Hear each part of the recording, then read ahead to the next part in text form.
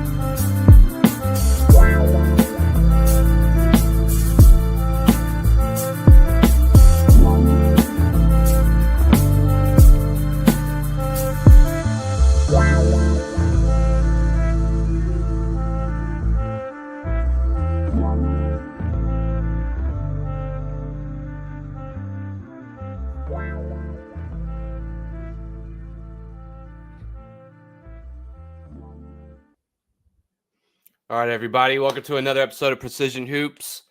We stream every Wednesday, sometimes, maybe, probably. We had New Year's Eve last night or New Year's Day, so we pushed it back a day to today. Go around real quick and say hi, give an intro, let me know how you're doing. Hoop God, how you doing? I'm doing fantastic. How are you gentlemen doing? Good. Yep, Good. doing good. How you doing? Winners win, losers focus on winners. That's right. I'm doing well. I'm working on my background. I don't have a decent sneaker display, so I'm just going to hang them around my neck. And I think I might change them like every 20 minutes or so. Nice.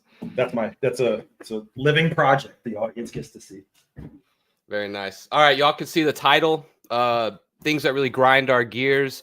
This started out as an idea from Speem. He wanted to kind of bring up straw man arguments or kind of bad faith sort of things that people bring up, and we decided just to turn it into things maybe from a more debate kind of point of view that people say or do that kind of grinds your gears, or you think it doesn't make sense and you want to call it out. Maybe there's some logical inconsistencies. We're going to be philosophical today. Real big brain, right? We're going to So if either of y'all want to go first, you got one that you're chomping at the bit to start off with? Well, Speem, it was your topic, so you do the honors. All right. So hopefully not too much of this is repetition, but the straw man theory or the straw man argument, for anybody that's not aware, if I can put it in layman's terms, is the idea of taking an argument, manipulating it if you're con, and using that manipulation to make yourself seem right. So what's the example we had? I think Nick, you brought it up last week. It was one could be like I like pancakes, and someone will say, "Why do you hate waffles?" Something like that. Right. And the easiest one is the LeBron one. It's I got one. Go ahead. Yeah, go ahead. So I was looking at some of the old clips with Skip and Shannon. Now, for those who actually want to learn, not for you goofs, go watch some of Skip and Shannon's old clips. Oh, you'll find a lot of those.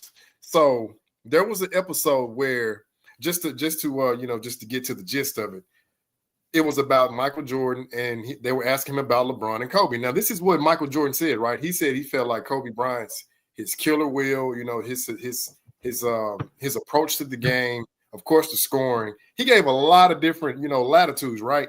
And then he ended it, right? He ended after he gave about 5 different platitudes. He said, "There's something about 5 that beats 3."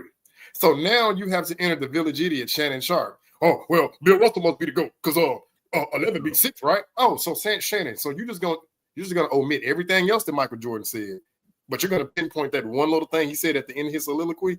It's that type of nonsense right there. Intentionally misrepresenting somebody's words or the platform just to push your phony, flimsy, fallacious narrative. That and while you were talking, you gave me a chance to get my notes. Appreciate that, because I was just stammering through that. The LeBron plays in a tougher, more athletic era. That's usually the straw man, or like that's usually the go-to, that athletes are stronger, faster, better. Now, that's why LeBron is the GOAT. And this is not LeBron focused, as much as we don't want it to be. We always end up coming back to him, but that's always the case. It's more often than not with LeBron. It's moving the goal line. I think, Nick, that's what you said on Sunday. You're just moving the goal line. And I can't stand that. Shannon Sharp does that. Stephen A does that. I don't know if you guys remember the 2 Live Stews back in the day. They did that. The who? The 2 Live Stews. So it was these 2 black dudes, these 2 bald black dudes that were on opposite Skip Bayless when it was not First Take, it was Cold Pizza back then. Okay. In Atlanta with Doug and Ryan Stewart? I think that's where they are now, but this was back when they were with ESPN. Okay, Yeah. gotcha. And I reached out to Marcellus Wiley because he had a post today talking about the whole Kevin Durant and Draymond Green thing. And he talked a lot about race baiting. And I hit him up. I reached out to him. I said, listen, I know you can't stand it either. That's something I'd love to chop it up with you about, because that's what it always gets reduced to, specifically with that argument. And I can't stand it because it's like, there's got to be something else that you can base these things on for either side of the argument. The one thing I will say is you don't see Jordan fans doing it as often. And I think that can almost be documented. Yeah, and not to pump my own channel here, but one of the ways I kind of, besides the videos I had edited and made of Dirk was obviously my first video that got a lot of views, but I used to call into this show called The Universe Galaxy, and he hasn't been streaming a whole lot this past year or two, it feels like.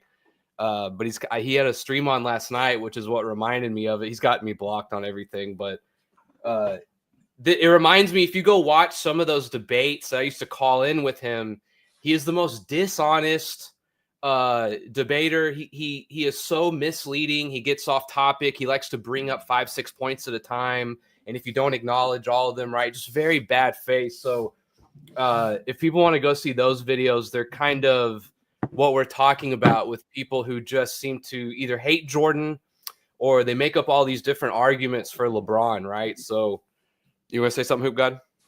Oh, no. I was just waiting for you to finish. I think I accidentally clicked on that Goofy's page. He tries to emulate Dart. I'm like, oh, wow. You mean to tell me that you've been studying Dart this long that you try to base your whole page around what we're doing? Come on, man. Well, it's actually the opposite. The Universe Galaxy was around first, And he has another channel. I think he has 2 channels, and the other one's called Michael Jordan Fans Are the Worst. So Dart actually made his channel as like a mirror to his, right? And it was a good idea by Dart. And what's funny is that Dart and him actually talked for a brief moment, and like Tug was trying to give him some advice on just some advice on how to do a page, how to get traction. And then I guess because me and Dart kept talking and things like that, he was like, well, I can't talk to you anymore. And he's real butthurt about it. But that's actually how that started, which is really, and that's how Dart found me too. Dart noticed me calling in and debating him. And that's when Dart reached out to me and he interviewed me. And that's kind of how this, at least our relationship started. So my next point, you said he tried to hit you with like 5 or 6 different talking points. See, that's another tactic. It's essentially called the fast talk, but I just call it like rapid speech, because to me, it's a defense mechanism. They know that they're losing. So now they're just trying to like, they're trying to put the M16 on from. No, you can't just. That must be one M16. Right. So it's like you can't just, just calmly speak what you're trying to get off. Like what is with this speed talking? Like just slow down, breathe, relax. Like I don't want you to pass out. Like it's not this serious. But yeah, I know I've noticed that tactic a lot, especially with some I would say 2 jokers I'm not gonna name because I'm not gonna give them the glory of having their name mentioned on our platform. But yeah, they tried that, and I immediately just started laughing, and I'm like, hey, are you done? Are you finished? So when they get everything out, now I can go succinctly and just pinpoint what they're saying and just destroy it. But yeah, that's a tactic too. Just kind of like on the fly when he said that. Yeah, that grinds my gears, because when I hear somebody saying that, it's like, what does that really have to do with the topic? I mean, if we're going to be having a debate, we should go like 1 to 2, per rounds. Why are you just trying to like overwhelm somebody? Like, are you that nervous? Are you that intimidated? Like, what's really going on? That's the who yells the loudest wins. But who got, like you and I, we can't be counting a black man's pockets, unless it's somebody they don't like, Right. But I don't know. I thought Jordan was, he's pretty dark skinned. I would assume he's black. I feel like a lot of people count his pockets. Just throwing that out there. Yeah. So go ahead. No, you go ahead. No, I was just gonna say people may call me the contrarian, but I don't utilize the colors. I feel like we all came from some nationality, and y'all correct me if I'm wrong. I don't think a color can like represent your nationality or your demographic, but that's another topic. But yeah, that's another topic. I was gonna say one of the things when I would debate Tug that I hated was the sort of rules for me, but not for thee. I'm sure y'all have heard that one before, where people will set standards, right, for you to make your argument, and then when those standards are flipped onto them, for whatever reason they think it's like, well, it doesn't apply because I'm just trying to prove you wrong, when in reality we're trying to measure things here and we're trying to rank them and stack them. So like one of the things he would do, this is something that he did that always drove me crazy, was he would tell you who was better than Jordan, or he would roughly put people, say this guy was better than that, and these kind of things, right? But whenever you would say, well, I have Jordan number 1, and then we would ask him, what's your ranking? What's your top 10 or whatever? He would say, I don't rank players. And the thing here is like, if you're going to take the stance you don't rank players, then how do you know Jordan is or isn't number 1, right? It's sort of this, because then what he'll say is like, well, I just know he's not top 10. Okay, well, then give me the 10 ahead of him, right?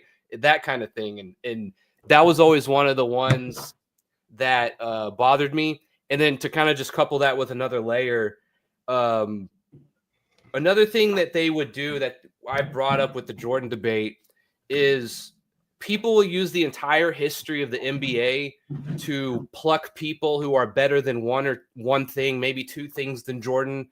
And they say, well, because Kareem got more rebounds and Wilt got more blocks and Russell got more rings, right, they must be better than Jordan, right? And it's like this silver bullet argument that you might say something like, I think championships are the most important.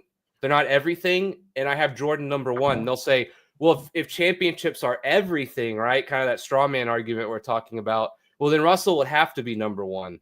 And so that's one of those things where it's like the standard of how good Jordan was in all these other aspects. They pluck these guys to just beat Jordan at one thing, but they don't hold up in 4 or 5 other areas, right? That was just a few examples I had as well. There's and shout out to Dallas. There's a prime example in the chat. I'm not going to put the person's name out there, but they basically said, we don't know when the awards came out. So how can we rank? And it's just like, well, what's that have to do? What's that have to do with anything? Yeah. You know what I mean? That's a prime example of just taking it and just, but again, it's like they put stuff like that in the chat to get a reaction. But the irony is that's a prime example. So this is another one that I have. Don't know how you guys feel about it, but the MVPs. Now, I think the MVPs do, you know, they have a little bit of significance. I don't think it's overwhelming, and here's why. So when Steve Nash won his MVPs, granted, that 03-04, or no, 04-05, my bad, KG won it that year, but that 04-05, I think he won that fair and square. I mean, that Phoenix team was like, what, a 29-something? He did something what Larry Bird did, except he brought the offensive impact minus what Bird did on both sides of the floor. Now, that 05-06, to me, is highly questionable. I feel like Dirk had a strong case. I feel like LeBron had a strong case. And I most definitely feel like Kobe had a strong case. And here's the reason why. They don't have like a format for MVP, right? Like you have a format for scoring titles and assists and rebounds, blocks, and steals. You have to do that consistently on a per game basis. Well, if MVPs is constantly changing every year, like customarily it's the best player on the best team having the best season. Okay, well, Jokic got an MVP as a 6 seed. Westbrook got an MVP as a 6 seed or 7 seed when he set the triple double mark. Okay, cool. He got bounced in the first round. I'm like, well, by that logic, Kobe Bryant couldn't get the MVP in 05-06 because that team wasn't even supposed to go to the playoffs. I'm sorry. Now, when they try to use MVPs, oh, this player has more MVPs, I'm like, okay, Jokic has 3 MVPs. Does anybody remotely believe Jokic is better than Shaq right now?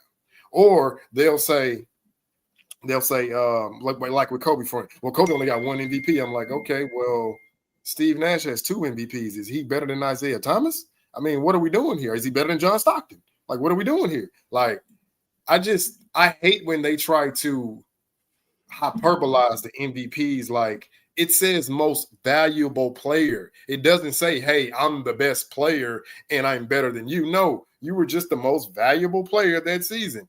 I don't even think Steve Nash, to me, was better than Dwayne Wade when he won the MVPs. That's just how I'm looking. Like, even when Shaq won, I think you could say Tim Duncan arguably had a better season, or vice versa. When Tim Duncan won MVP, maybe Shaq had a better season. Like, I'm just like, when they try to just mislead us with the MVPs, it's like, yo, look, that's a nice award, but that's not the end all be all. I'm sorry. Like, that's just not going to move me in a debate, because I'm going to go back and look and see, okay, this guy won the MVP. Who won the championship that year? And who won the finals MVP? Like, to me, that's going to give me a better perspective. But I don't know. I just want to rant on the whole MVP. Well, that's like the scoring. That's like the all-time scoring title, right? Like, nobody cared about that 7 years ago. Now, yeah, it's like that's the end all be all. It's like a cool feather in your cap, but yeah, it's not what you hang your hat on, kind of thing. Right. To keep because everybody the realm of hat puns. Right, exactly. And it's like the Robert Horry thing too. Like, what's he have? 7 rings? I think 7. Yeah, maybe 7. 8. Yeah, Might be 8. 7 or 8. 7 or 8, right? But nobody with common sense is going to say, "Oh, well, is he better than so and so?" Right? It's obvious, but people bring it up as a means of like trying to pick apart your argument, and it's just like, all right, man, let's just move past it. Let's just talk about something else, because you don't even want to be subjective about this. Yeah, now that we're doing this, I forgot that one of the show or episode ideas I wanted to do was like we each bring our own kind of formula for making the GOAT case, and we kind of tally them up and see what happens. I thought that would be kind of interesting to do. Yeah, I think. But actually, yeah. I disagree with Hoop God a little bit. I kind of don't really think the Finals MVP it's like a cherry on top in a way. Because like I think we all know who the best player is, and winning that ring as the best player is really like what cements your legacy. And I feel like the Finals MVP is just kind of like an add-on in a way, like a multiplier kind of thing. Yeah, no, that's, Nick, that's, don't get me that's just wrong. my 2 cents. Yeah, I'm not saying the Finals MVP carries more weight. No, what I'm saying is if you win the MVP, so let me clarify. To me, you either get to the finals and win, but at least at a minimum, get to the finals. I feel like you validate your MVP by at least getting to the finals. Much like Allen Iverson, like he won it, you can make a strong case. Shaq could have got it, Tim Duncan could have got it. But to me, Iverson validated his MVP because he at least got to the finals and he avoided a sweep. So yeah, let me just kind of clarify the reason why I'm saying what I'm saying in that regard, because I think the MVP does hold significance, but get to the finals at least. Yeah, that's true. Yeah, don't leave. Yeah, winning. Yeah, you're preaching the choir on that one with fucking Dirk in 07. So when he won and got bounced by Golden State, that was watching that press conference, man. Him accepting that MVP was rough, brutal, dude. You could just see how fucking down he was, man. And it was, man, that was hard to watch. That was really hard to watch. Dirk as a whole does not get the respect he deserves. Just Dirk, as a player, he didn't want it that year. No, he won it the year they got bounced in the first round and were a 1 seed, and then a couple days or a week after the first round, he goes and has to have the MVP trophy. Oh yeah, okay. Yeah, and it was just like that. If you watch that conference, it was just very solemn, very, very a lot of humility there, you know. I mean, listen, he got his ring, so that to me is going to put him in the upper echelon. You know, not even when you think about Euros, because he's never brought up, but just as a player, as a jump shooting, basically power forward. I mean, if anything, he kind of set the standard for like every big man that's playing right now. Yeah, and you could say he has a better jumper than all of them. Maybe still. Yeah. All right, I think I have a little bit of a controversial one that a lot of people might not like. It kind of has to deal with Dirk and Luka. My experience with Dirk and Luka.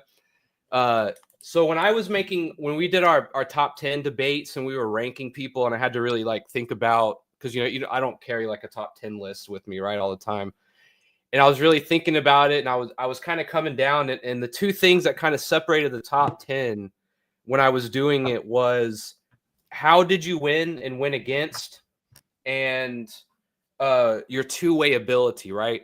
Now, with that being said about the two-way ability, we're talking about the greatest ever, right? So you have to play two ways. But in terms of like a regular season or building a team on kind of just your average any season or anything like that, whenever they talk about Dirk and Luka and guys like that, and they were talking about Jokic the other day too on our panel, the Sunday show, I think the league has always been about getting a bucket, right? That's just what sports is, right? If you're Deshaun Jackson, if you remember him on the Eagles, just top end speed, he didn't do necessarily good punt returner, right? No. He was just an X factor, right? Was he a solid wide receiver, like, first down, the best hands? Maybe not, but one time a game or one time every other game, it was just 6 points to the house, and there was nobody who was going to touch him, right? Like Dante and Hall. Whether you do sales in life or whatever it is, right? It is always about getting the bucket, getting the sale, getting the ball in the hole, right? And so I want to say that I think the kind of the hate that guys like Dirk and Luka get in terms of not playing defense, I do think kind of grinds my gears a little bit, because they do so much on offense, and they essentially are an offensive system in a way, if we can say that, not to quote James Harden, but the ball flows through them. They get other people involved. Although Luka hasn't won an MVP or a ring yet, he's proven he can win, right? Getting to the finals, a Western Conference Finals already, I think is enough to at least say, he's got something there, right? And so I feel like a lot of people will disagree with that. They'll say, you need to be able to play both ways to be a champion, right? To be considered amongst the best in the league is kind of what that guy was saying. I forget his name, the Houston Rockets guy. He was saying to be considered the best, right? Because he was comparing him to Giannis and Jokic. that you have to play both ways. And yes, I understand the argument, but also no. Like if you're going to get me 30 and 10 assists, you know what I mean? We can make some exceptions for you on the defensive end a little bit. We can hide you a little bit, something like that, right? Because being able to get 30 points is not something many people can do, right? And as bad as like Luka and Dirk were, let's just call them average, maybe below average on defense. You can work around that with the guy getting you 30 points, right? So that was a little bit of a rant, but I feel like y'all might disagree with that a little bit. I'm trying to think of a player that opposes your point of view. The first one I thought of was Trae Young. I was trying to look up his stats this year because I know that he's basically a parking cone on defense, but offensively, I'm trying to see how many points he averages to see if it balances out. Because to me, it's like, well, if he's averaging 28, 29, basically 30 points a game, but he is such an issue on defense, to me, that's an example of a player that it's like, I don't know if I balance that out. So I don't know if 30 is that threshold. I think we're living in times where you could almost say maybe 35 to 37 is that threshold. Like a James Harden, for example. One year he averaged like 36.8 or something like that. In instances like that, it's like, he's not great on defense, right? But it's like the dude is a system.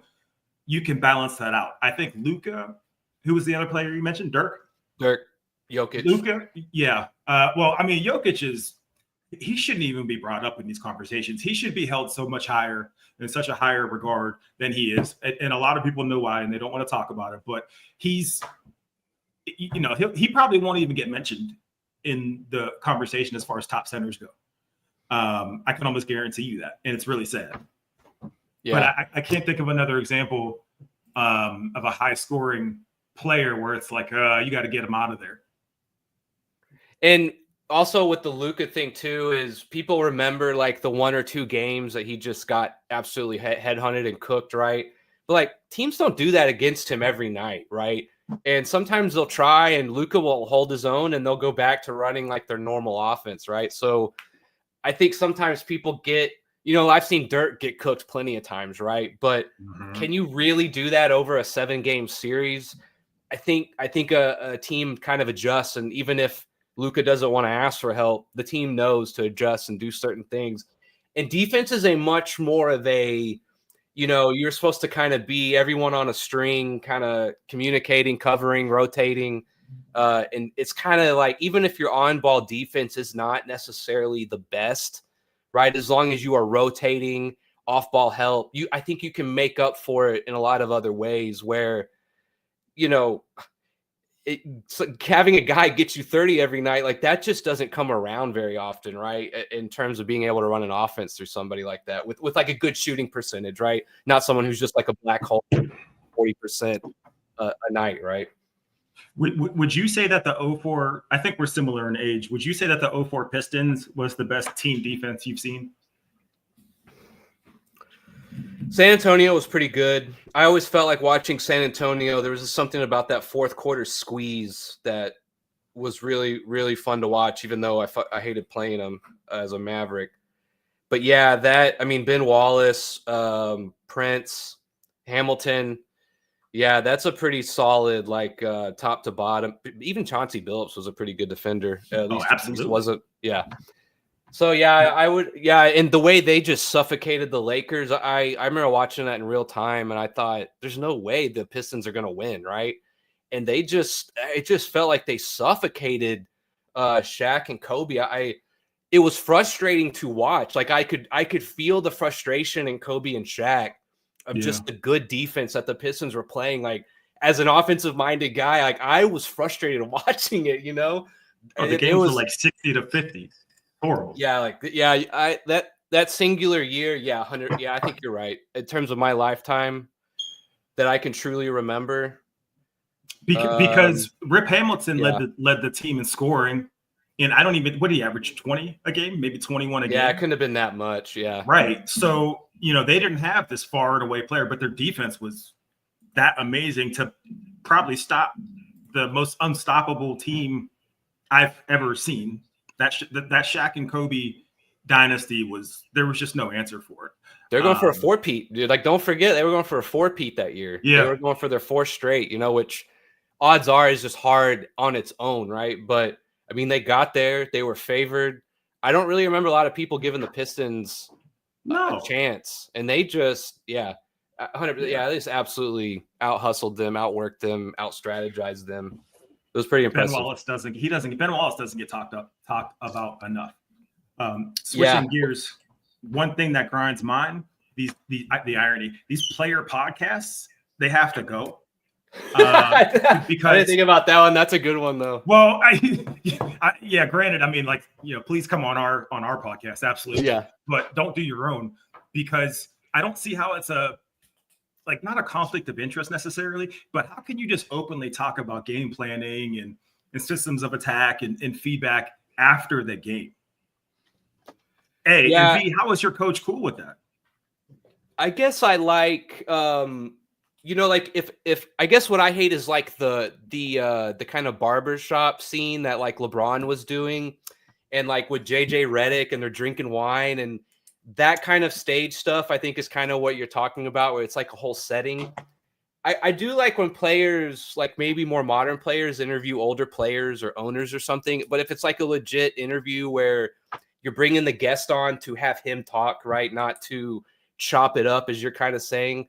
Because I do agree, like I listen to some of these guys sometimes, and even though like I understand they're in the NBA, right? But like when LeBron said, we can just reverse the play and guys don't even know what they're doing, right? That kind of stuff is where I'm just like, dude, you need to shut up. Like, you're ruining it for everyone that you're pointing this out and you're talking about it. That's the kind of inside baseball we don't want, right? But yeah, 100%. I hear you on that one. Hey, so Nick, I wanted to bring it back to what you were saying, because I was getting a phone call. So I guess like when the people who try to knock the Lucas and the Dirk for their defense, not Dirk, I guess Dirk too, and Jokic. Yeah, Dirk for sure. He got slandered a lot early on. He got a little better, but yeah, early on for sure. But I wanted to say this now. Everybody, when I think people, and I'm not saying y'all, but I think there's this misconception about defense that when you hear defense, everybody just automatically thinks Dennis Rodman, just, all up in your face, ball denial, ball pressure, pause, no Diddy, being a point of attack defender, navigating screens, cutting you off, you up 94 feet. Yeah, that's one aspect, right? Dennis Rodman has the physical abilities to do that. But it's like they seem to forget, you can play help defense like a Larry Bird, you can like be a shot blocker coming from the weak side. You can play the passing lanes. You can also when's the last time you seen a trap? Right. You know what I'm saying? You can also like corner trap, yeah. Right. You can sit things, take a charge. I'm like, there's multiple ways to play defense, but I think people just have this misconception, that you have to be Dennis Rodman or Gary Payton. No, that's not going to be everybody's formula for defense. And I think one thing that gets glaringly overlooked, freaking rebounding, boxing out and getting the rebound, like limiting your opponent's possessions, something Bill Russell was great at. But, they don't want to give him credit because that's not a sexy stat. But I'm just saying that because I think that's where those guys can thrive. But even if they do, they're still not going to get that credit because they're going to say, oh, he just can't play defense. How do you know? Like, are you watching the entire game, the entire floor? Or are you just looking at one thing? Yeah, and like Luka's a good rebounder. He's definitely good for his position. And he's definitely I think in stocks every year he's been okay, right? I mean, so he does other things, but yeah, his perimeter one-on-one defense, I admit, is almost non-existent at times. But I mean, of course, yeah. I do want to say one more thing, kind of going back to the Players podcast, because I'm seeing a lot of talk about the Scap and Gilbert. Yeah, that's a good one. Actually, I kind of want to stay on that one. Yeah, Rashad McCants is like the only anti-LeBron dude on that panel, and it stinks because he looks the craziest. You know what I mean? Like when he talks, he walks in with a wrestling belt on or a king, a crown or something. And then every time he talks about how LeBron's corny, they're like, well, look at like Rashad Bakez, you look crazy, right? And then you have somebody like Gilbert who speaks a little bit more fluently, uses bigger words, has a larger vocabulary. So anything he says is going to sound more collected, more informed, and ultimately correct because people just kind of follow whatever they can understand a little bit easier. So, going back to that kind of player podcast thing, it seems to work for all of them because Draymond Green should have been gone, right? But he gets this opportunity to go explain himself. Or podcast P. Paul George shouldn't be allowed to be on a mic until he's playing. You know what I mean? I don't understand. Yeah, one of the things also about like Gilbert is, I've watched him a little bit. I feel like he says stuff to kind of, I don't want to call it bait, but it's a little out there. And then I remember that he came on our show. Some people kind of asked him about some of the things he said. And it's like, oh, well, it's not, it's kind of more like this. And it's like, I don't like getting back on the podcast, guys saying things that they're kind of doing it for the YouTube views in a way, which I can understand. But as like an NBA player, you guys like Gilbert will say when he's talking to Scap, I listened for like 5 minutes and he asked Scap, he's like, that I played in the NBA, right? And it's like, all right, dude, if you're gonna be like that, like you better come with some airtight fucking things to say, right? And they say stuff, and then it's kind of when they get pushed back a little bit, or someone else who also knows a lot about the game, but maybe obviously me and Scap and y'all didn't play in the NBA, right? It just is like all of a sudden they kind of like backtrack a little bit. That's also one thing that drives me crazy about today's podcast. It was really cool that Gil came on, by the way. I want to reiterate that it was cool, but just that like he'll say stuff so with such conviction, or if you disagree with me, like how could you say that or whatever? And then it's like when he came on with us, it was like, oh well, maybe it's more like this or that, or maybe it's not that far out, right? That's another thing that I don't like about the podcast. What are we going to call them? Podcast bros for basketball? For which one?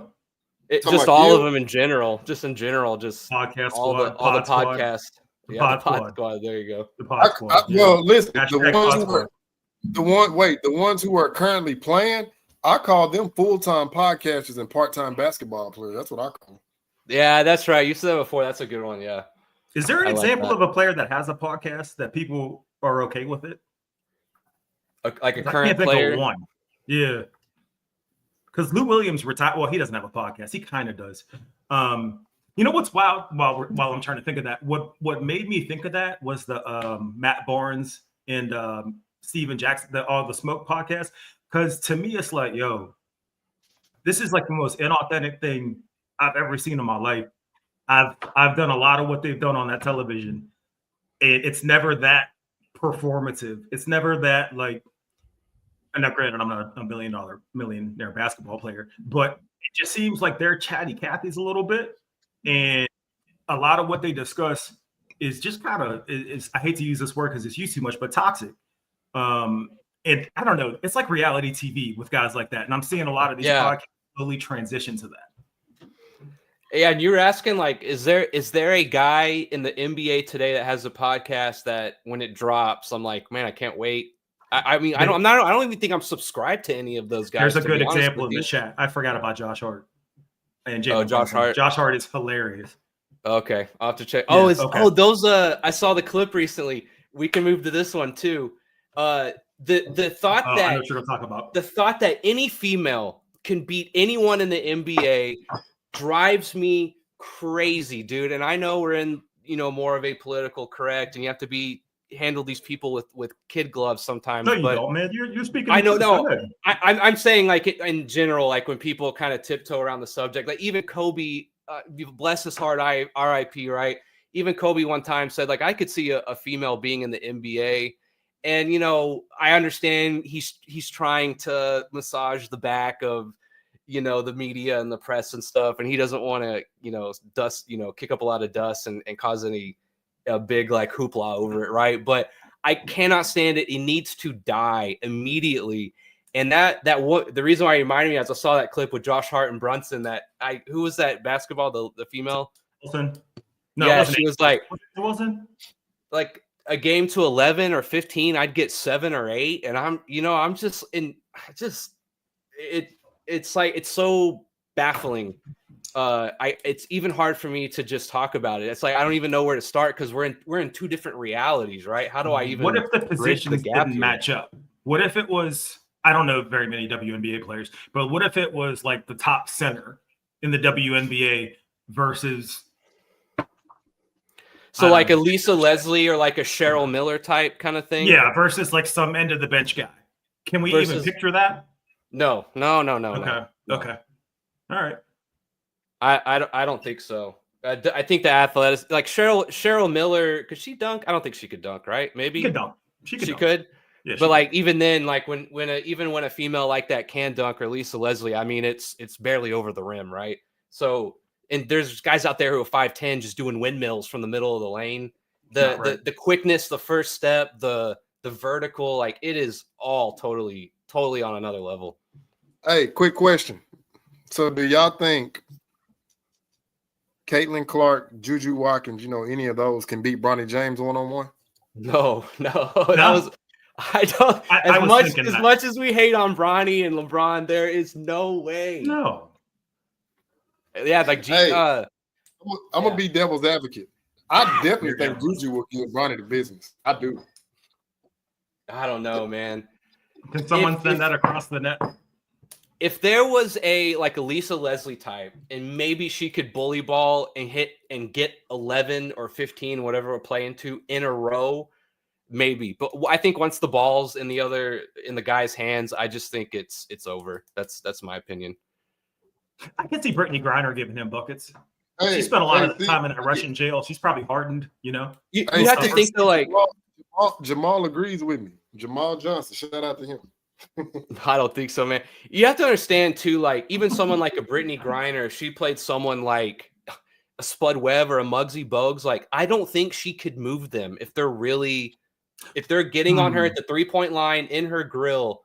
Like I don't think she can even move them if they were like truly playing, as hard as defense as possible.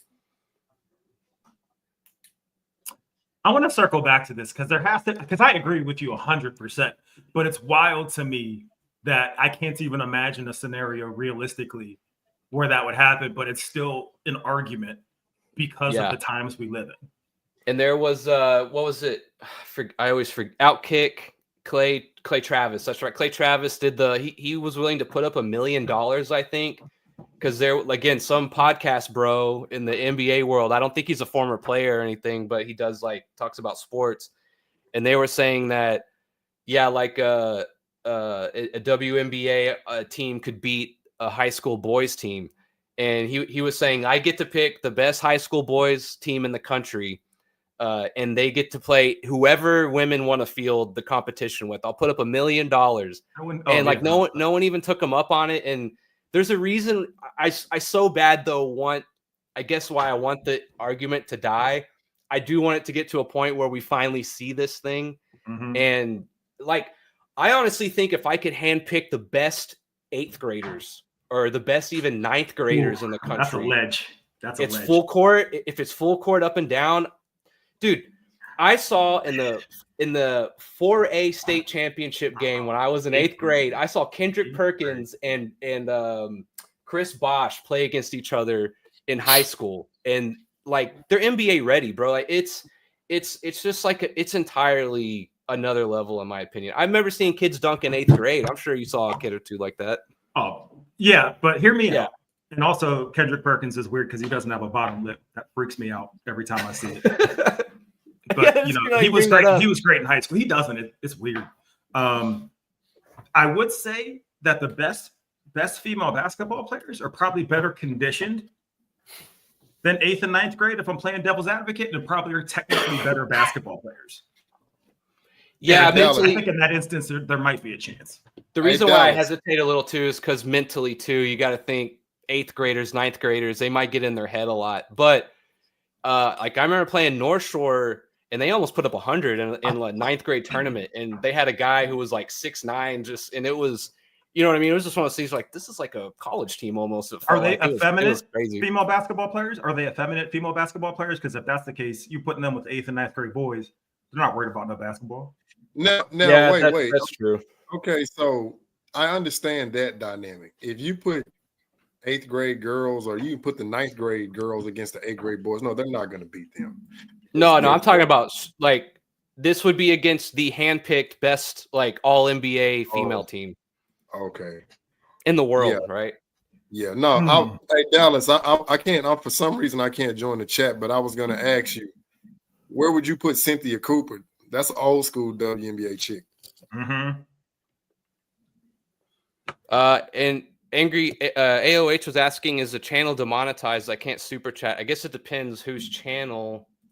I think Dart said he was demonetized, didn't he, on Sunday?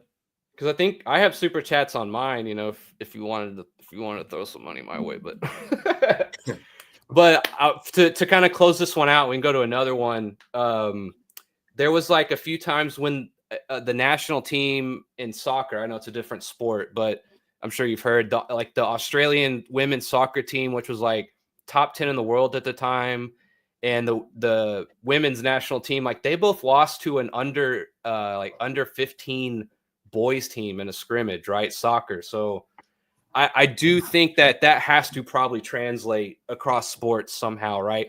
And basketball, I would argue, is even more physical than soccer. So I would think, I'm not saying soccer is for pussies. I think people get that wrong. Soccer's a hard sport sometimes when you get down to it, but that's got to transfer, I think, probably across the board, right? That I have never seen anything different than like 15-year-olds being able to beat the best women in the world.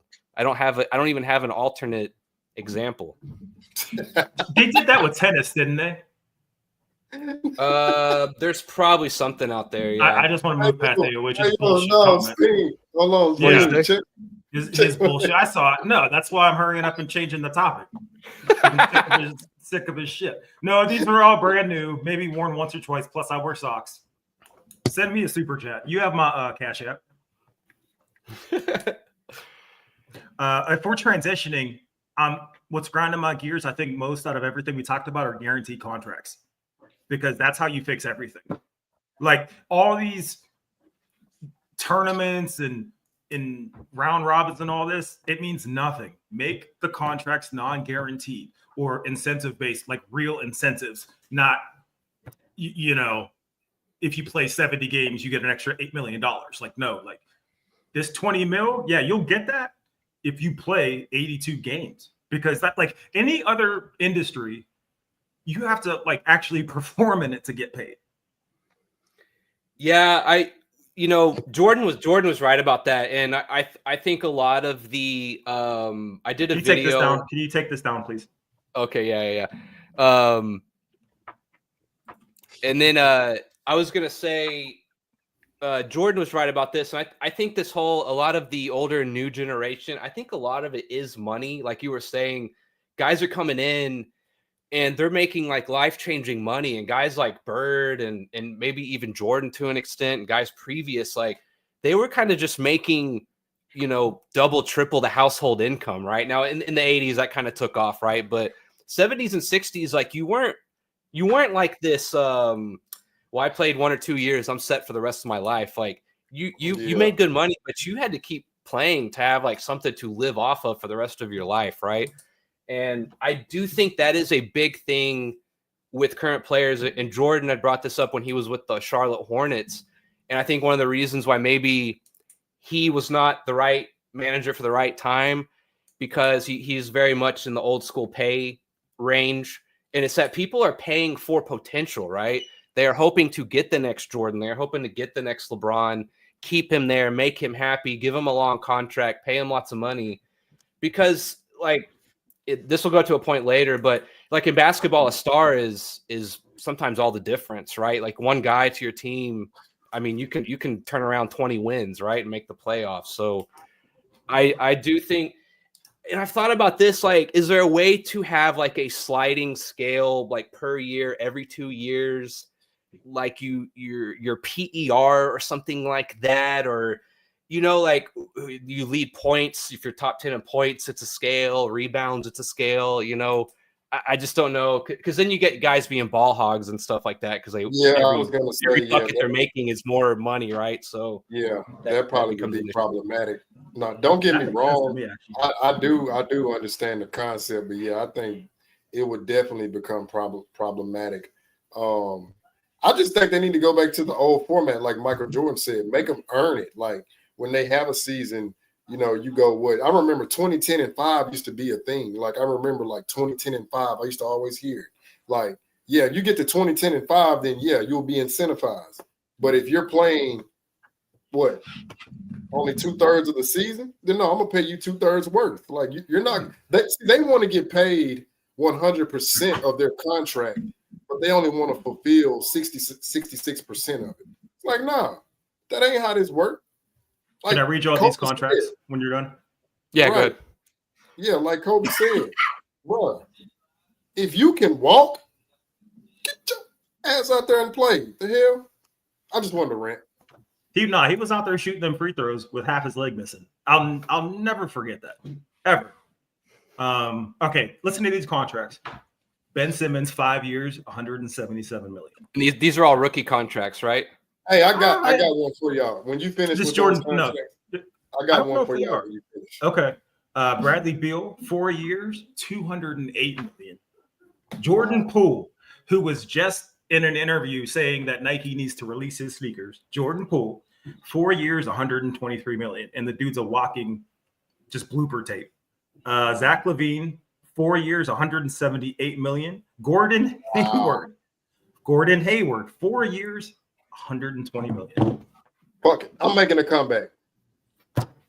It's not too late. It's not too late. I can get some bionic knees or something. Hey, I can be a 3-and-D guy. Get some 3D printed knees. Hey, I can go from 3-point line to 3-point line. Was that all the contracts? Was that all the contracts? Oh yeah, that's just 5 I randomly picked up. So guys, help me wrap my brain around this. Larry Bird had that back injury. What was it? 86, 87? Yeah, something like that. And this man played how many more seasons? I mean, like back all kinds of tore up. Like what happened to those type of guys? It's a rhetorical question. No, it's rhetorical. It was the 88-89 season. He only played 6 games, and then he played 3 more years. He played 75 games, 60 games, 45 games. Now, this man was dealing with a debilitating back issue, but yet he could still have the fortitude to get out there and fulfill his obligation. But see, they're not cut like that anymore. The Magics, the Jordans, the Birds, the Kobes, the Duncans, the Hakeems, the Karl Malones, Charles Barkley's, John Stockton, for crying out loud, like the whole Utah Jazz, pretty much. Man, Jeff Hornacek. Yeah, for those 3 years, he averaged 22 and 9 still. Matter of fact, wait, didn't he go 50, 40, 90 with the bad back? Yes, he did. He played 45 games, but yeah, he went let's see. He went 93 from the free throw, he went 41 just about from 3, and then his 2 was 48%. But pretty close. I could just only imagine with a healthy back, he's probably shooting 50, 97 or something. Shooting splits like crazy. Like, yeah. Yeah, and like it's almost like one of the things of just it's nice that the game has gotten this big, right? That guys are making this money, but you're right, like there's got to be some kind of didn't the NFL aren't they ones who put like a cap on rookie? It started to be kind of based where you were a pick and it was based on a certain scale. You couldn't go over it, that kind of stuff. I think they implemented that after who was that guy from Oklahoma, the quarterback? I can't remember. He got drafted with Ndamukong Suh. Sam Darnold. So yeah, Bradford, yeah. Yeah. Sam Bradford. I think he was the last guy. Him and Ndamukong Suh were the last like rookies to get paid just stupid money. But I don't know what you do. Like, do you just make rookies almost like 90% incentive based or performance based. I don't know, Well, it's The like you thing said, it's is- based on potential. So how do Yeah. you Yeah. place a cap on that? Exactly. It's all whoever wants to risk it, risk to pay someone that much. It's that's why I think Jordan was kind of wrong place, wrong time. Like he wants to get a proven commodity or a guy who's gonna hustle and work hard, and he'll pay him. And sometimes, to take a risk on a guy and hope in 2 or 3 years he ends up being the guy, right? I just think that's something he was kind of probably unfamiliar with. Well, I mean- when you're talking about real quick, when you're talking about these rookie contracts, though, a team like the Lakers kind of screwed themselves for the rest of the. I mean, in a bunch of other ways. Don't get me wrong, but they kind of screwed themselves with any rookie contract moving forward. Because if I'm a rookie and I'm putting up any kind of statistics, and you're not paying me at least $4 million over 4 years or whatever Ronnie got, I'm filing something with the league office. You know what I mean? There needs to be an investigation into that. Yeah. So that was the ramifications of that signing. I don't think we've seen what's going to happen with that yet, but I do think it's significant years down the line. Yeah. Do we have another one we want to move on to? Should we open the phone lines? Yeah, good Yeah, retort I'm from good. both of Yeah, you. I'm good Thank with you. it. Good All talk. All right, just put it in. Get AOH in here so he can call us while he's jogging. Yeah, and then I was gonna say one more thing with the rookie thing or the potential, and that is you're trying to find that one guy, and why I understand it a little bit, because one thing I've always said about basketball is that kind of out of all sports, when it comes to like the superstar, right, the stars on your team, it's really hard to give them an excuse, because 5 guys on your team, right? 10 total people on the court. It's a small court. It's smaller than hockey. It's smaller than soccer or football. You are playing. You literally have to cover the least amount of space with the least amount of people, and you have such a big ability to have an impact on the game that, yeah, like that one guy really can sometimes be the difference. That is kind of the other side of the coin. I will admit that getting 1 or 2 guys that you hit on in your lineup, that's 40% of your playing time almost, right? You're starting 5. But it goes to like you have to be good though, right? Like when we talk about LeBron when we talk about LeBron, we bring up his losing, and I think you can't squirm away from that, because he is the guy. Like he is the main guy on the team, and the loss goes on to the best player. It's just the way it is in basketball, right? In baseball, everyone has such a different responsibility in a different part of the field. How do you compare like a hitter to a pitcher to a Gold Glove, right? Football, it largely falls on the quarterback, but maybe you're built around a defense, and the I quarterback's disagree the with game that. manager. I do disagree with that. I think for football, it falls on either the offense or the defense. Because you can usually link like whichever one is your bread and butter, your identity. This was something I was going to bring up about the NBA. Now, not to digress, but real quick, these teams don't have separate identities anymore. Like back in the day, Detroit was the defensive team. San Antonio was the team that picked you apart. The Suns were the team that ran up and down the court. The Lakers were the team that pounded you in the middle. There are no, like, these teams don't have. Dallas would shoot the lights out. You can't leave them out. Exactly. Right. No, right. You're right. But it was still, there was a differentiation. Now, I mean, how many, like, maybe that's why Boston isn't so popular. They don't have an identity, like, at all. Like they're just the team that's the best in the East. Yeah, I think you're like onto something there. Like everyone kind of is the same. A lot, like I would say like the Nuggets. Maybe the fact that they run through like a true big man in a very unique way is probably a little different. But yeah, I mean, everyone's got a star or two that just has the rock most of the time. Like Golden State's a little different, maybe teams like that, but yeah, like and something also that reminded me of that when you said it was people talk about like, well, guys these days are bigger, stronger, faster, more athletic. And I remember doing some research on like how big or tall players have been throughout the years. And actually, like these days, there are not as many guys on the high end and the low end, and everyone is kind of becoming this 6'6" to 6'8". Everyone has the 3-and-D kind of step back skill set, and everyone's kind of coming into the middle in terms of through the years, because you had a team, right? You had a guy who played center and you had a guy who played point guard, and they kind of fit a certain mold most of the time. And like now, everyone now is kind of coming to this middle in terms of their stature, right? Because it's like like you say, like everyone's kind of like the same now in a weird way. All right. So, I was going to say, Samuel said in the chat that's a media myth. I am curious to what that's in reference to. King Speech, you got a question or comment? Something you want to say? Yeah, I'm just here, watching this. When I came over from the Gil Scap debate, that was getting a little too wild. That one, I mean, yeah.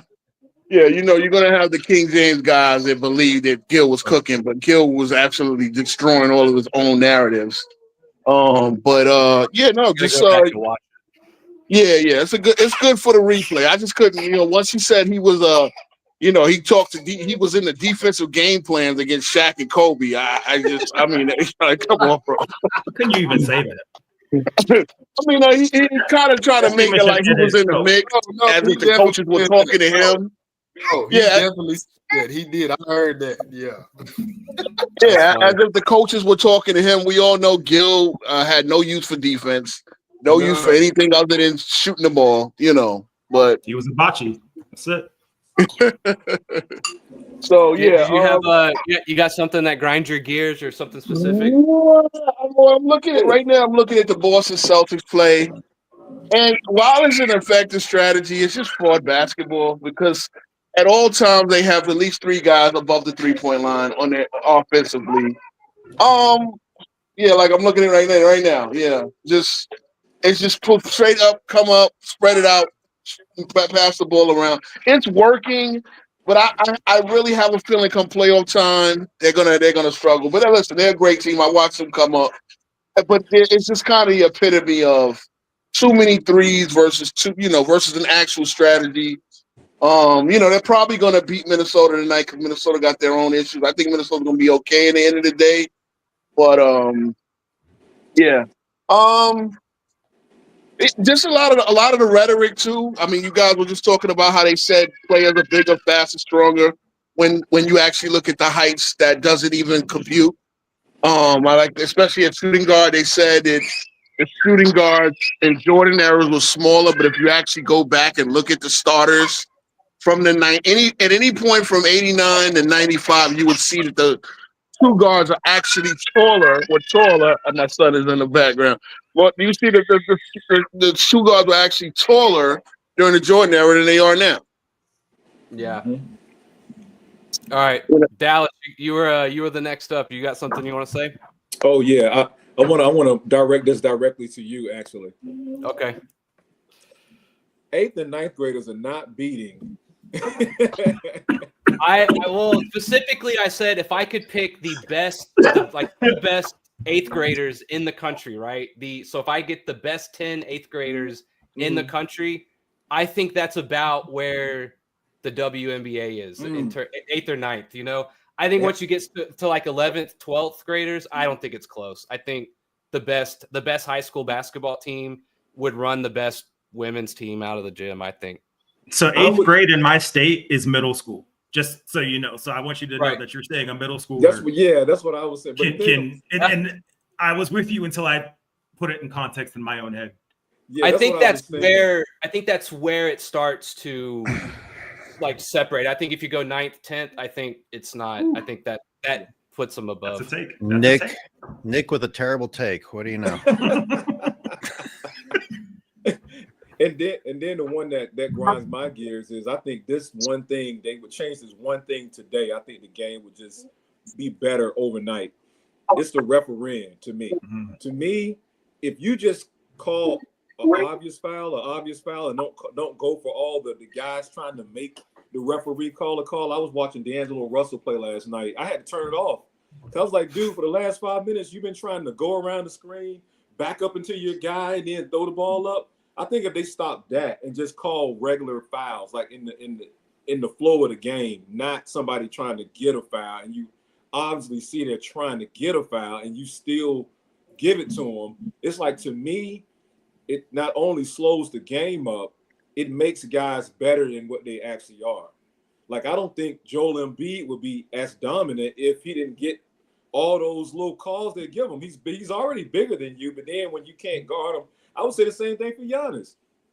If they would let someone guard Giannis as physical as he plays, I think he wouldn't be as dominant. I think he might average, his average may go down to 20, maybe 20, 22.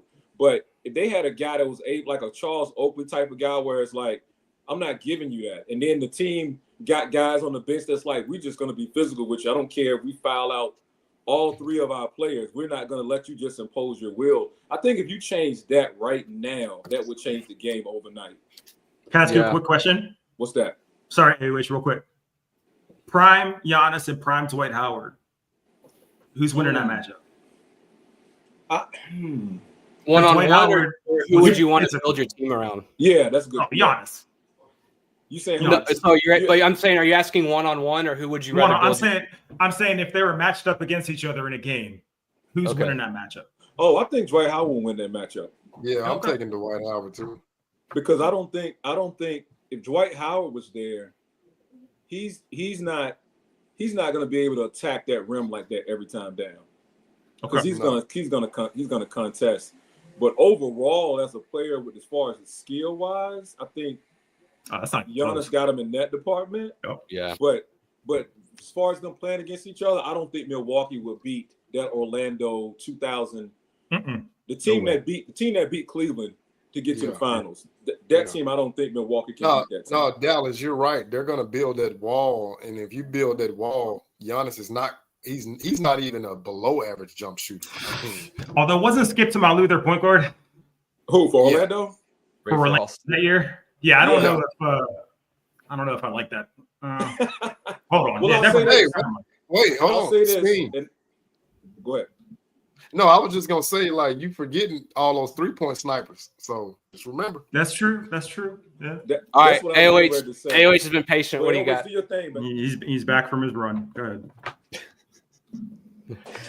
Just when I tuned in, you guys were talking about the size of players, and it's funny. I'm working on a Jordan's first game as a 40-year-old compared to LeBron's first game as a 40-year-old, and at the beginning, the announcers are talking about Dorian Finney-Smith, and they're like, and he can guard all 5 positions, and I'm like, now Dorian Finney-Smith can guard all 5 positions. Maybe he can, maybe he can't. I don't know, because none of it means anything in today's game. But he's 6'7" and LeBron is 6'9". So if he can guard all 5 positions, why do LeBron fans get excited when they say that LeBron can guard all 5 positions? Which he can't.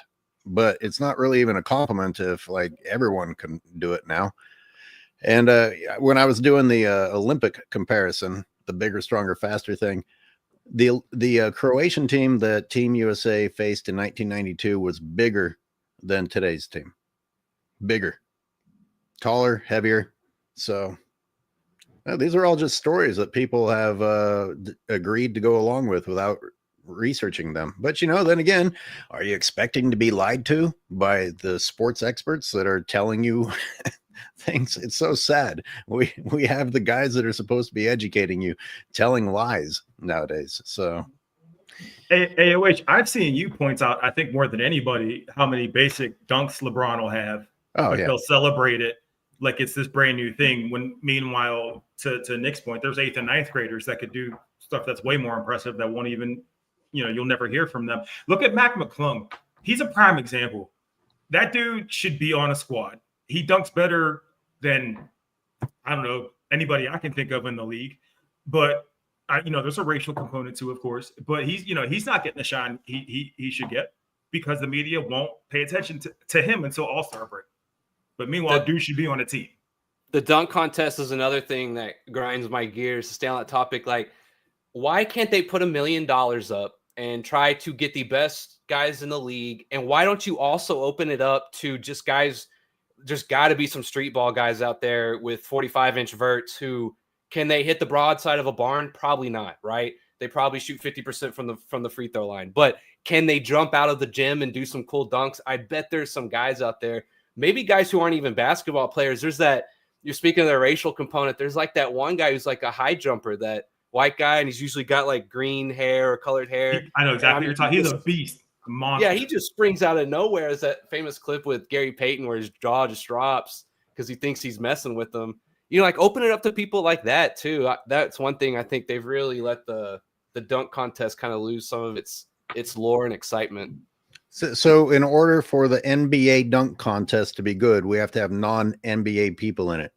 Mm-hmm. Come on, man. Well, I mean, and offer these millionaires more money because that worked. That worked with the All-Star game. I mean, well, I think the angle there, NBA players just give us a good dunk contest.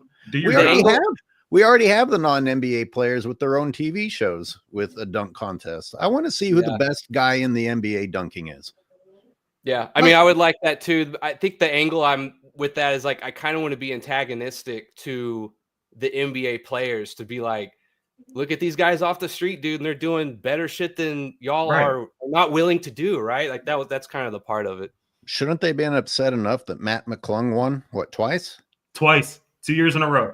I mean, listen, no, I'm not hating on Matt McClung, but those were kind of good dunks, but it shouldn't have been a runaway for at least. Yeah. Jordan Kill something is the name of the dude you were talking about, Nick. He has these dunks where he dunks like behind himself, and that's right. He puts his arm behind his back and around his head, and it's ridiculous. Nick sounding like Adam Silver. That's harsh. Harsh but true. Yeah. Hey man, we gotta do something to shake these numbers up, baby. They should just get rid of All-Star Weekend anyways. You know, honestly, it's just a celebration of excess in spoiled athletes. I mean, that's what it is for every sport, but it's worse for the NBA. Saturday. I kind of like the Saturday more than the game now. I kind of like the celebrity game a little bit. I like the kind of rookies and sophomores, that kind of thing. I like this, the skills and the 3-point. Like I like that more than the game almost now. In fact, I would say I do. What do you? It's hard to tell. It's kind of hard to tell them apart, isn't it? The 3-point contest in the game. Yeah. That's true. What would y'all think about the Legends? They brought back the Legends game. It depends on who you're bringing back. Probably be more hustle. They play hard, man. Them gold guys was getting it. I don't know. I don't want to see a fucking blown out knee or something on live air. I don't want to see something. You don't want to see Dirk come back and play in a Legends game. You don't want to see. I don't think Dirk would do it, man. He talks so much about how like those last 2 years he should not have stuck around. He has a hard time walking and shit. Hey, I want to beat ESPN to it for All-Star Weekend. There's going to be something historical happening. It'll be LeBron's first All-Star game as a 40-year-old. That's crazy. Yeah. We should make an award for it. There will be a speech for that. The league does not have the balls to do NBA versus the world or USA versus the world. They don't have the guts to do it, just like that ladies team didn't have the guts to play whatever high school team that was, because they know they will get destroyed and it will turn into this whole civil rights thing. And nobody wants to deal with that. Yeah. See, no, I'm dead serious, because the Euros run them out the gym. It wouldn't even be close. I think they would play much better team ball. Yeah, but they don't want to do that, because then we're damaging our product, even though the Euro is our product. Yeah, you're right. I got one too. Maybe I'm gonna come off like an old grouch here, but I'm and this is all sports really. I'm so sick of the celebrating after like every single play, every single time, and it's like this. And it's not just like a fist pump. I mean, it's like and it's yelling, and it's just like the most over the top. I am so sick of that. I don't want to come off like the old man on my porch yelling at the kids to get off my lawn. But I thought you were talking about the bench, because the bench might be even worse than the players. I'm like, the entire bench has to get up and dance and do their thing like they saw the craziest thing ever. I see them celebrating attempts. I've seen guys miss, and the bench gets up and like tries to mimic the shot attempt that didn't even go in.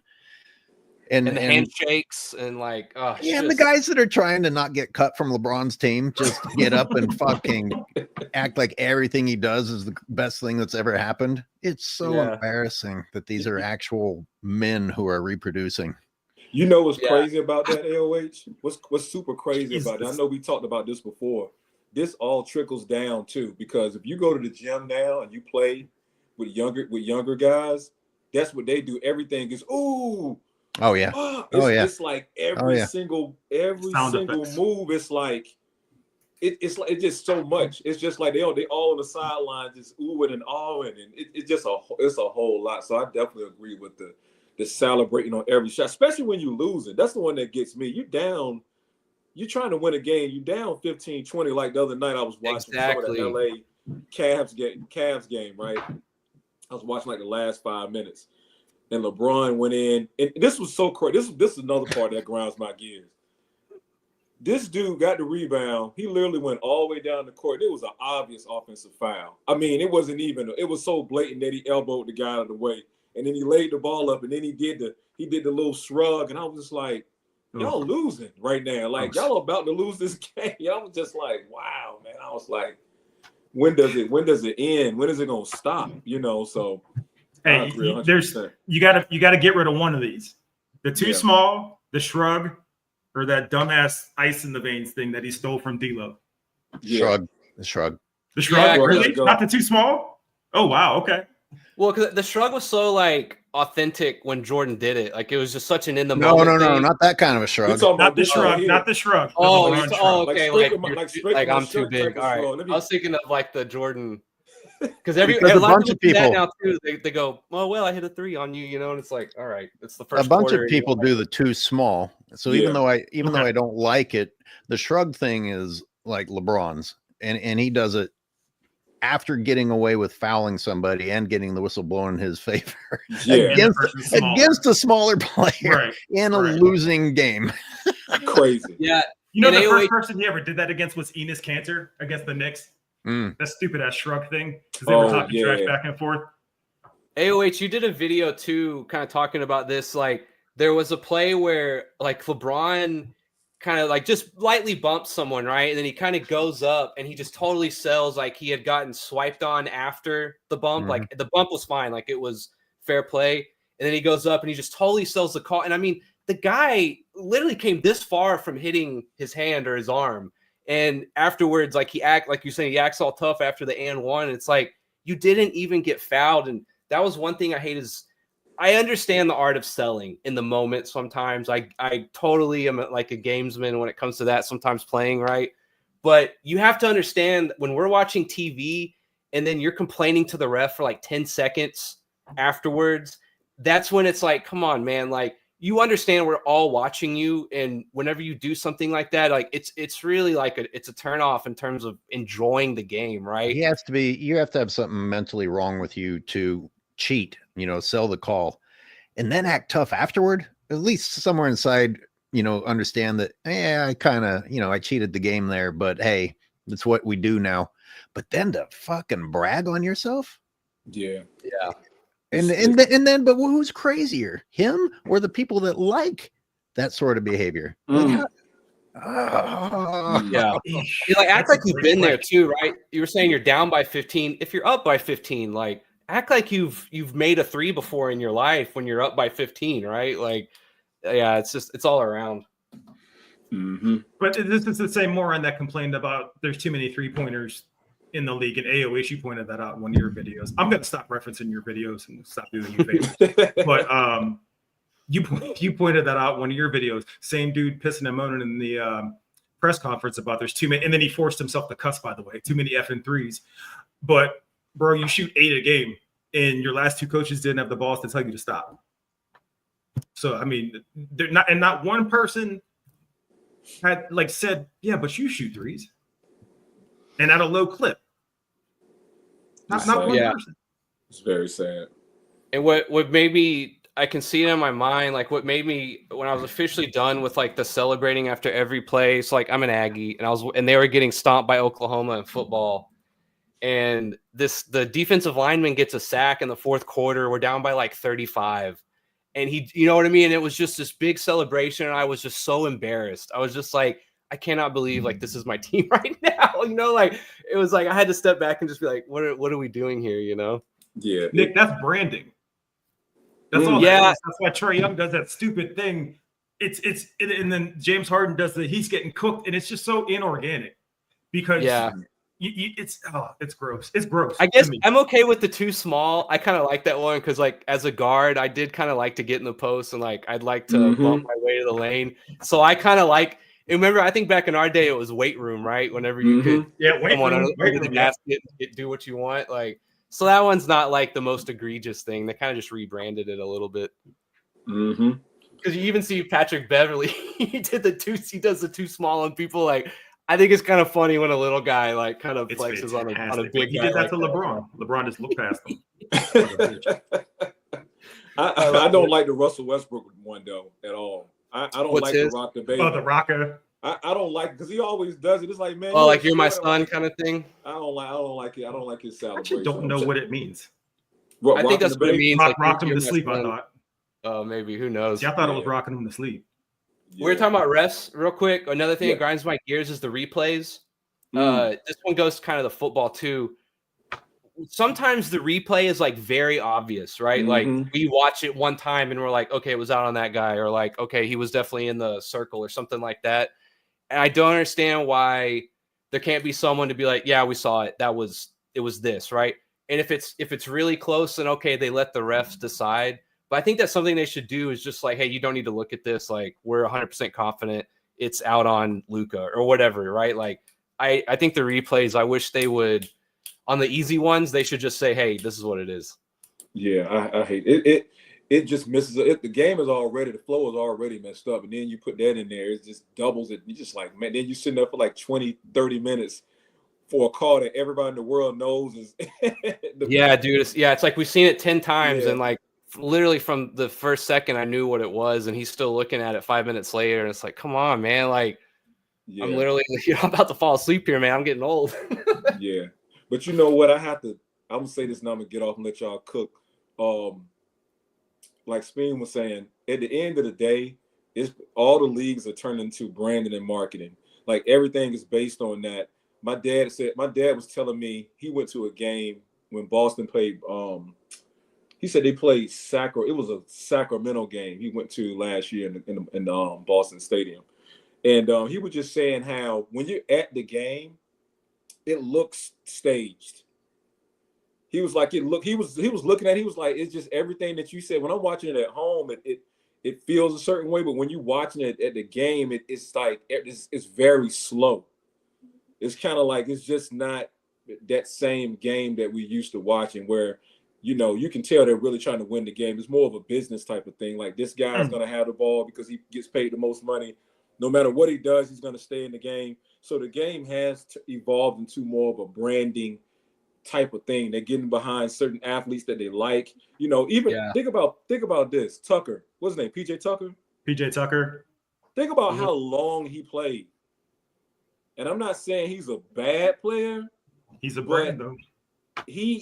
Because he was this kick shoe of the year guy, it was kind of like that kind of helped him stay in the league a little bit longer, even though on the floor, he was a decent defender, but because they let him, they kind of let him play physical a little bit to me. But he couldn't really score. He could hit a couple of threes in the corner a little bit, but he played for a very, very long time compared to other guys had the same type of skill set, probably better scorer, probably just as good defender. But I felt like it was because he was this kick shoe guy of the year. He was fashionable. You know, it's like, so now it's becoming those guys are getting a little bit more pub than they should due to that branding and marketing type of thing. He had more highlights about his on social media. There were more pictures of him with suitcases of sneakers, and I'm going to sound like a hypocrite here, whatever. But that's what he like. There were more pictures of him dragging his suitcases of sneakers around. To your point, he had some crazy stat, like the most extended amount of time without having like a single bucket or a single statistic, something along those lines. And it's because of branding. And I'm trying to think like when did that start? Because I don't want to pin that on LeBron. But I mean, his first commercial was them playing against the Kings in his Mm-hmm. sneaker. And the play, like they had Mike Bibby in it and everything. The play almost read exactly how the commercial went. And I'm like, something stinks here already. Mm-hmm. Mm-hmm. Yeah. So I'm gonna leave it at that. Check you guys out, man. It's always great talking to y'all, man. Appreciate Glad you. y'all doing this on a Thursday night. So Yeah. Oh, it is Thank you, Thursday. sir. all right, y'all. Peace. Sir, peace. I say yes, sir, no, sir. Like it's just a Sign of respect. Yeah. One of the best words of wisdom I ever heard was it takes you just as long to say thank you and please and yes or no, sir, than it does to not say it, essentially. Thank you. Thank you, Mr. Roger. Hey, Nick, no offense to It's- your it's channel, but I verbatim. actually owed these two some Super chats? Yeah, well, I fucking know. stream to your channel, dude. I know that. And even I just you, didn't want to say Scott, anything. even you aren't streaming to your channel today. I don't know if he's there. I'm Sometimes talking he to his picture. disappears. Yeah. You're talking to Michael and Magic. What are you eating there? You got a honey bun? Baked potato. Baked potato. Carbon up. This is what somebody should call in because this is what the conversation has been reduced to. What's going on over there with someone asked me about my sneakers. I don't have a display, and I saw somebody else's channel have a really cool sneaker display, and this is the best I can do right now. But this is maybe 8% of my collection. No, 3% of my collection, something like that. Dang, you have that many shoes? Yeah, anything I say is going to sound like a brag, but yeah, it's upwards of 400 pair. Whoa. I've been doing it for a long time now. Sounds like dumb spending to me. Mm-hmm. Do you I'm gonna make that racist somehow. Do you collect and resell, or just I do. Yeah, you do. Okay. Oh well, yeah, I absolutely resell. Yeah, I wear if my. you're earning a little money, I can forgive it a little bit more. Hey, Speam, how many Kobe's you got? Because I'm like in need of a pair. So I have 2 pairs of the Nikes and 6 pairs of the Adidas. Okay. Before I have we to switch get, I have to get with you off camera. Hit me up. Does anyone we got any other complaints? I'm sure we could keep going forever, but I'm out, guys. Good to see you. Have a good night. Hey, all right. send Hey, me more wait, money, take it please. easy. Yeah, hey, you missed that. He said he owes you a super chat. Oh, okay. So make sure he gets you that. I mean, yeah, if no one else is gonna call in, I'm good. I've got Call of Duty that needs played, and I need medicine. I'll drop it one more time if people are going to call in the next minute or two. Yeah, sir. We will. I mean, I'm all jazzed up now. We will entertain them. Caffeined up. Yeah. I'm trying to think of another one that just the celebration one really, like, I guess watching football, it's more. I understand football is a very high motor sport, right? A very intense, high stakes game more than basketball. I get it, but man, sometimes it's just too much. It's all the time too much over the top. I hate to say it, but I think one of the reasons you don't have as many NFL players not playing is because they have tighter strings on them dudes. Like it's terrible. It sounds in the NFL. Like they have to work harder for their money and they get penalized for the craziest stuff. And it shows. That's why running backs are always hurt. They play for 3 years tops. And you got quarterbacks who get this guaranteed money and do what? Do what with it?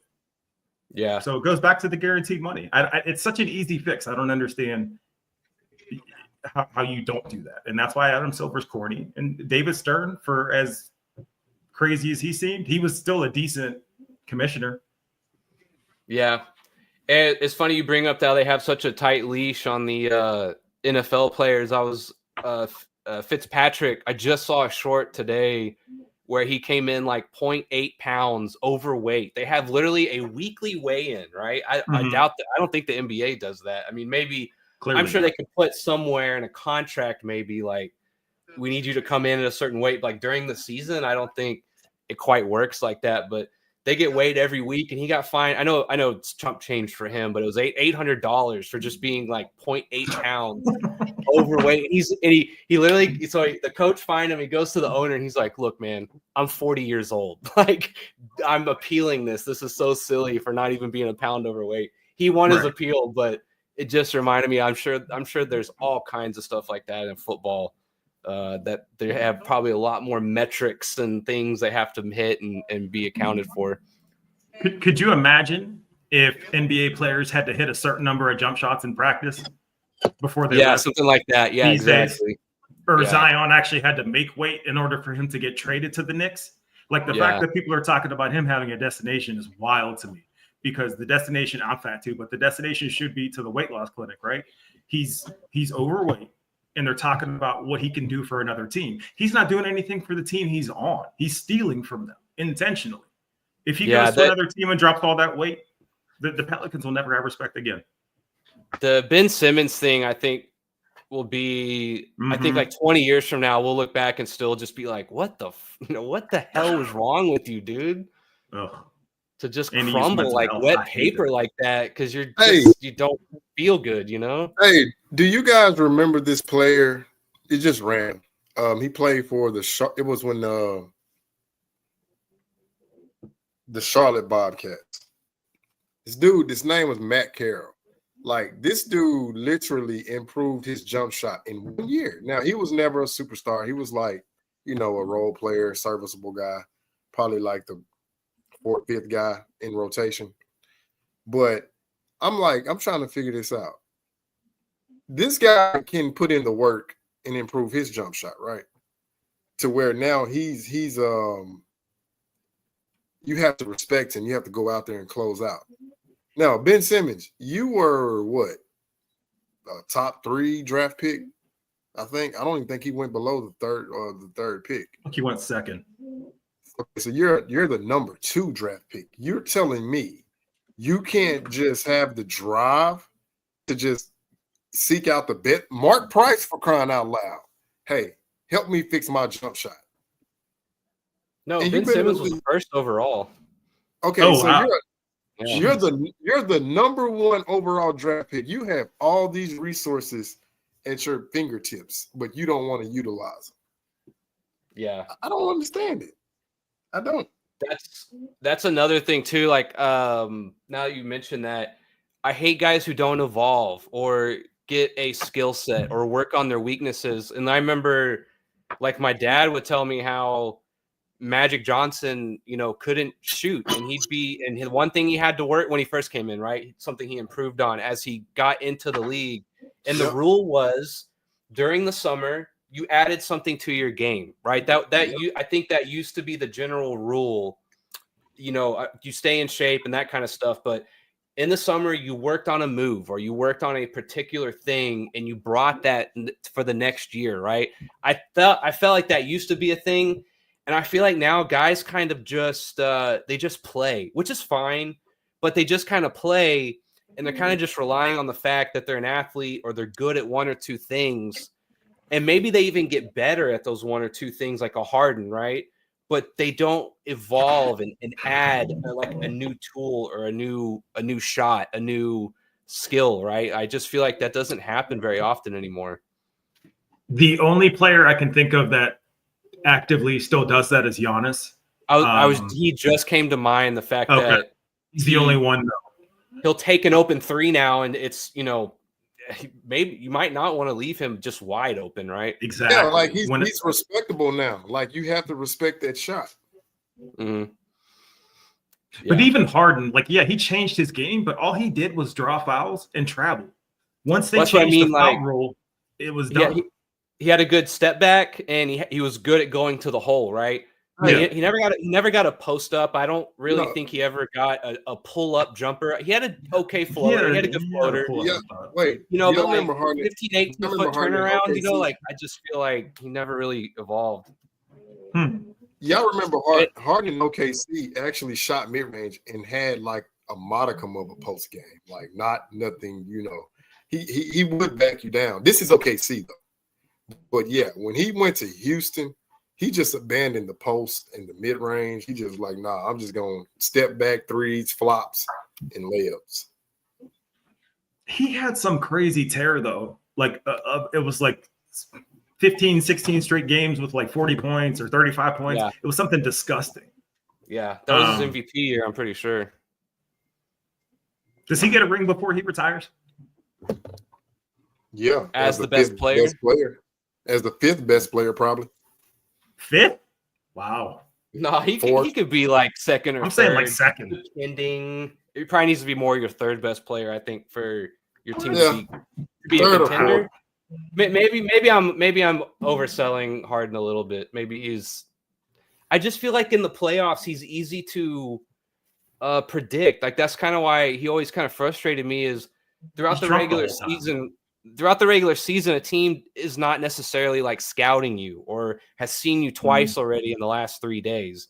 And I feel like in the playoffs, defenses start to hone in on you and your tendencies and things like that. So I just feel like eventually you ran into like a good defensive squad and they just kind of figured him out. You just need to limit him for a couple games and that's the series. And the strip clubs help too. And I've always been a little bit of, I've always been a little bit of a Harden hater because my friends and other people, they always compare him to Luka. And I don't think they're as similar as people like. Maybe that's another thing that grinds my gears. Fantastic question. I think Luka has so much more like passing ability. So Harden, when he gets his assists are because he's essentially just has the ball so much and he's going to the hole and he's kind of just kicking out, right? And with Luka, I feel like he really is like finding the open guy, the pass before the pass kind of thing, right? The Houdini. I'm telling you, man, every other game or every game, Luka makes a pass, whether it's for an assist or not, where it's just like, I don't see many guys do that, right? It's really, yeah. And like the rebounding too, I think Luka has much more of like a stop and go, turnaround floater, get layups, post up. His step back three is not as good. He's not as good as a 3-point shooter, but I just feel like his distance is better though. Luka's distance is better. Maybe. But didn't Harden lead the league in assists one year? Yeah. I think Luka never did that. Yeah, see, Luka's never done that, and that's my only argument. Is the only thing statistically that I think Luka has is the rebounds. I mean, when we're talking about both of their primes, but man, I think that's a decent conversation. I'm taking Luka just because you can tell he wants to win. As much as he pisses and moans, you can at least tell he wants to win. Yeah. Whereas Harden, he just kind of looks. I don't even know. He doesn't look happy to be there. And I think also I just think Luka can beat you in a few more ways too. Yeah. Maybe the best way to sum up their differences. I get the comparison. I understand why people compare them, but I just don't think it's as like a 1-for-1 copy as a lot of people think. I agree. And but all right, Luka don't like Ben Roethlisberger, so yeah. But go ahead. I was just saying no one's calling in, so I mean we've kind of I think we covered a lot of stuff tonight. Definitely. Yeah, I'm good with it. Any last words? Awkwardly close this thing out so I can get to my exactly. duty, please. All right, we're just gonna shut it off. We'll see you guys next week, and I'm sure we'll have a Sunday show as well. See you Sunday, yeah. Yeah. Indeed. All right. Good evening, gentlemen. Peace.